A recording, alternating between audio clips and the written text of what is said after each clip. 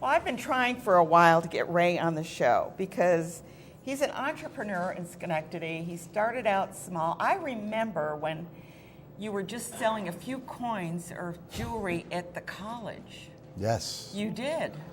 I worked my way through college. You worked your way through college. So what college did you go to? Albany College of Pharmacy. Hey. And I have to admit, Ray was a student of mine and a very good student. And I saw big things coming because your dad owned a pharmacy. He owned a Union Pharmacy. Right around the corner. And I worked for him for a while there, when I could. You know. I worked one day for him. Did you? Well, once I graduated and got my license, I worked one day. He was a difficult man to work for. No, I just saw that. He was. But I saw the writing. I couldn't work with my dad. So. I saw the writing on the wall for these small pharmacies, and I said, this isn't for me. And I still remember. Yeah, you weren't one that was going to go with a chain. No. And I remember my first 3 customers, and the very first customer I had crabs. And I said, my first day of work, and I just pictured them jumping over onto me. What is the old blue ointment or something? They used to use blue ointment. Bark. Yeah, right. That's Quell. True. Yeah. So I said, this isn't for me. And my father was so mad. He goes, you went to school 5 years? But I did love it. I loved the education. Yeah, you did. You were a good student, too. You develop a good memory. Yeah. And I'm on the board of the pharmacy now. I was just going to say, not only is he on the board, a trustee of the pharmacy college, but you're also on the proctor's board, aren't you? I'm on the executive board and the regular board. Yeah. And on the YMCA board. I miss the YMCA board. It's great. I know. I mean, how do you find time for all this? I mean, you've got, first of all, you started out with selling stuff at the college, you know. Gold chains. Underground. Not drugs, not drugs. No, he didn't do that. But he sold that. So then you kind of decided to open up a jewelry store. Right. And your first one was on Union Street, is it? It was on actually Baker Avenue, right Baker off of Avenue. Union Street. Okay, all right. But it was in. It was a little building, and I remember the guy that owned the place wouldn't let me put air conditioner in, and it faced south. And in the summer it would be about 100 degrees. So I was a lot thinner in those days because of I bet you were. schwitzing. Yeah. Well, at least your jewelry didn't spoil. No, that was good. Yeah. So then you started out there. You went out. You opened up. Then went to Upper Union, right? Just across the street. Yeah. So where did it come that you wanted to expand? Because you have a store in New York City. Did I hear New York City? Yeah, we have an office in the city, more of a buying office. Yeah. But we do all some the retail diamonds there. Come in there. Yeah. Right? Yep. Yeah. What I did was there was a little coin dealer in there, and he got sick and said, why don't you take over? And rent was nothing. It was like $200 a month. So I said, I'm going to try it. I told my wife, I'm going to try it for a year. If it works, fine. If not, I'll go to law school. Because I kind of like the pharmacy. I took a couple laws. Oh, my God. I wanted to be a pharmaceutical lawyer. And I thought having that double degree. Myself. Yeah. I knew I didn't want to just stand behind a counter. And my Uncle Phil used to always make fun of me and said, you went to school for 5 years to learn how to count to 50 by fives. And so I knew I didn't want to do that. 10, 15, 20. Yeah, I did that too on those counting trays. So I started. It was during the Abbott Blue. I remember with the little clear thing. It started. I started during the kind of the gold rush where Afghanistan was attacked by Russia. Gold went to $8.75 an ounce. Everyone started selling their gold, and we started buying gold, and I was polishing it and reselling it, and I only marked it up 10-20%. Like, beknownst to me, my competitors were marking up 300%. Yeah. So all of a sudden, we just got bigger and bigger and bigger. I bought the building across the street. Then in '98, I opened on Western Avenue. Then I opened in Manchester, Vermont, which we closed Manchester and moved that to Glens Falls, New York, in the old Scoville's store. Oh, okay. So I bought him out, moved to there, because I love Manchester. I still have a house there, but it just got too quiet. It's too small a town. And I just saw Glens Falls as just a great opportunity, and it's been fantastic so far. Well, that was exciting. And your wife is behind you on all of this, Valerie, right? Yes, Valerie's behind keeping me in order. So what are you going to do with your kids? Are they going to be going to pharmacy, or are they going to go into jewelry? What are they going to do? My son lives in Lenox and works for a wealth management company. Okay. And my daughter does some marketing for me. My son has 2 kids, a boy and a girl. My daughter has 3, 2 girls and a boy. So she's kind of tied up. But once little Isla, the youngest one, goes to kindergarten, I'm going to drag her back into work. Oh, okay. Try and get some work out of her. Did you ever work, I grew up, my dad had a pharmacy, so I right after school, no matter, what grade I was in there working, I was putting bottles. You'll love this story. What? I had a little white pharmacy thing I used to wear when I was like 5 years old, and I used to go through a store and dust everything and put all the boxes in order, right? All day long. And then at 4 o'clock, we'd leave at 5. I would sit and read comic books, and he'd say, "This isn't a library. What are you going to sit and read all day?" That's when I knew. I know those stories too. Right. Because it was like I was brought up in as an entrepreneur, I guess, because my dad had a pharmacy, and it was like I had to be either dusting the shelves or sweeping the floor or stocking the shelves. But he had a soda fountain, so I had to then take the soda bottles downstairs, get them out of the way, and bring ice cream up from the downstairs freezer and stuff.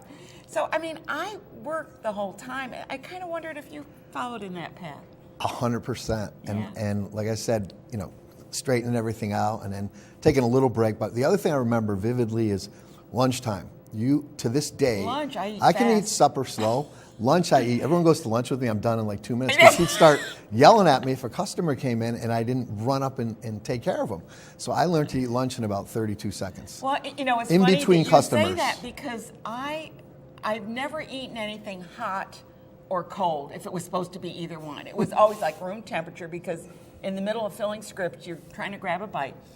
But to this day, people say, "You eat so fast." And I go, "It's because I was working all the time." And we could have lunch together. It'd be like a 5-minute ordeal. I went to lunch with a guy yesterday, and he says, exactly. Yeah, I'm the fastest lunch eater around. And I try to be slow, but I just... Well, and I tried it too, but it seems I feel my father's going to yell at me. Well, see, and it's like, it's the way it was, that you worked and you ate when you could. I owned a pharmacy in the Midwest, the apothecary shop, and I was the only pharmacist there. And it was like, I was answering the phone, and I would take the scripts. One-man show. And I was a very busy pharmacy. And they would bring me lunch. Somebody would run out and get me something for lunch. It'd be on the counter. 2 hours later, I'd open it up and take a bite out of it, And then, oh, good, I got a slow time. It's like, I'm so glad things you're never change. Spirit. You really know that. Yes. So we're both fast I lived eaters. it. Yeah. Yep. So do you envision expanding anymore? I'm always looking for new opportunities. I've been doing some real estate things.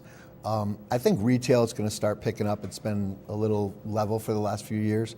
But I had 30 years of unbelievable growth, so I kind of needed a little break. Yeah. And I think the economy's starting to pick up. I like what I see. We just redid our Albany store, did a huge renovation. Oh, wow.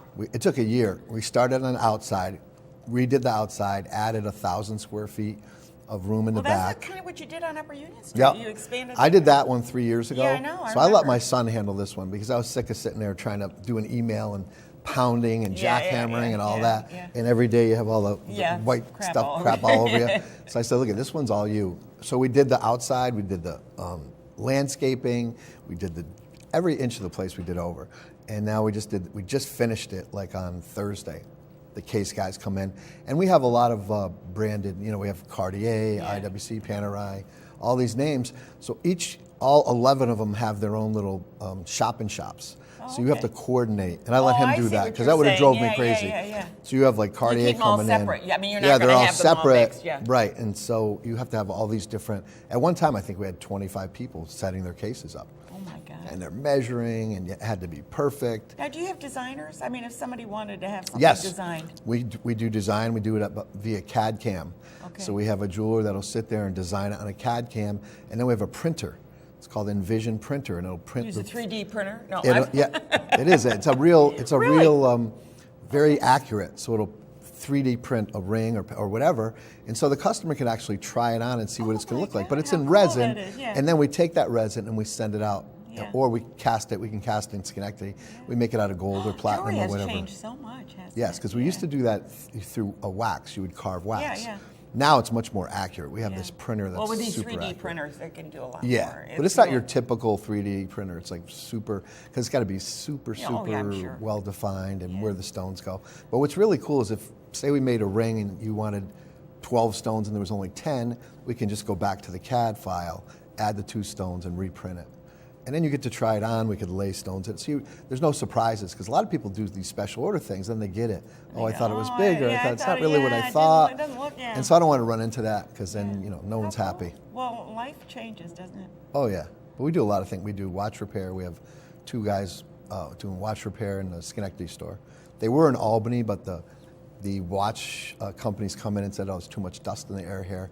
So we had to put them in Schenectady and build this big airflow system in the cellar of the new addition I did. And You didn't get away from having the hood, right? With it Gotta from have the hood. pharmacy. Oh yeah. You got a laminar flow hood. I got to tell you though, I did love working at Ellis Hospital Yeah. because the pharmacist gave me, you were joking before about suppositories. You had to do all the compounding. Ointments, yeah, I did all the compounding. So when I went to the board, I really didn't study for the boards because I knew I didn't want to do that. Yeah. But I got like a 90 because of all the compounding I did. Yeah. And the way I understand now, it's a lot of kids are failing the compounding part. Because they're not teaching it. They're not teaching And really, it. I mean, thought that it is was- the basis of pharmacy is learning to compound. To to make do that. stuff. I love compounding. I mean, And it's that was funny, my the first favorite. day we started with the powder papers, and diamond papers are kind of just like the powder Yeah, papers. I was saying, can you still do a powder paper? And he said, yeah, I do those for diamonds. Yeah, It same was kind cool. of thing, yeah. Well, listen, it was really great chit-chatting with Yes, you it was today. really great and, to see just you. finding out who Ray Bleser really is. So I finally did it. We You did finally it. did it. Yeah. We're going to start doing a series on It- Conversation With. It was a good time. Yeah, you inaugurated it. Beautiful. Always good to see you. Thank you. Ray. Pleasure. Yeah. Oh, something just fell. But anyway, thanks for coming. And we're going to take another quick break, and we're going to be talking about, we're going to stay up in Upper Union Street because we're going to be talking about Fantastic. tree lighting. neck of the So, woods. yeah, right. Stay tuned. I'm Ann Perillo.